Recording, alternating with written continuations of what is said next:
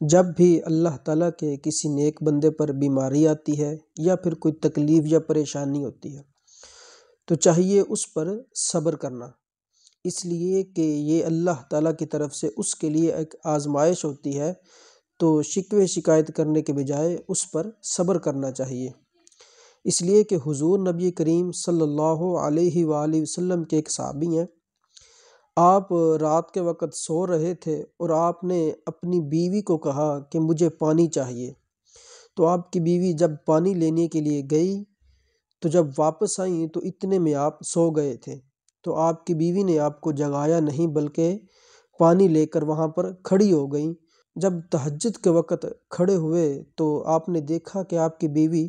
پانی لے کر کھڑی ہے۔ آپ اپنی بیوی کا یہ عمل دیکھ کر بہت زیادہ خوش ہوئے اور آپ نے فرمایا کہ آج تم جو بھی مانگو گی میں تمہیں دوں گا۔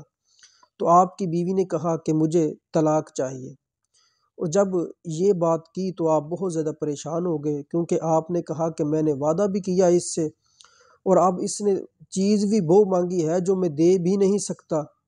تو جب آپ کی بیوی نے طلاق مانگی تو آپ نے کہا کہ مجھے کچھ وقت چاہیے، اس کے بعد میں آپ کا فیصلہ کرتا ہوں۔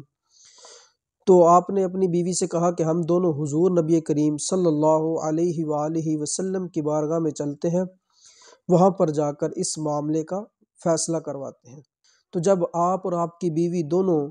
حضور نبی کریم صلی اللہ علیہ وآلہ وسلم کی طرف جا رہے تھے تو راستے میں آپ کو ٹھوکر لگی تو آپ گر گئے۔ جب گرے تو آپ کو کافی زخم لگے، تو آپ کی بیوی نے فوراً کہا کہ اب مجھے آپ سے طلاق نہیں چاہیے۔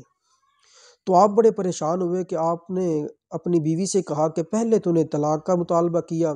اب تم کہہ رہی ہو کہ مجھے طلاق نہیں چاہیے، اس کی وجہ کیا ہے؟ آپ کی بیوی کہنے لگی کہ جب سے میری شادی آپ سے ہوئی ہے تو اس وقت سے لے کر آج تک میں نے کبھی بھی نہیں دیکھا کہ تم کبھی بیمار ہوئے ہو، کیونکہ بیماری اللہ تعالیٰ کی طرف سے ہوتی ہے، اور یہ اللہ تعالیٰ اپنے نیک بندوں کو دیتا ہے، اور آج تک تم کبھی بھی بیمار نہیں ہوئے۔ تو اس لیے میں نے کہا کہ جسے اللہ تعالیٰ ہی نہیں پسند کرتا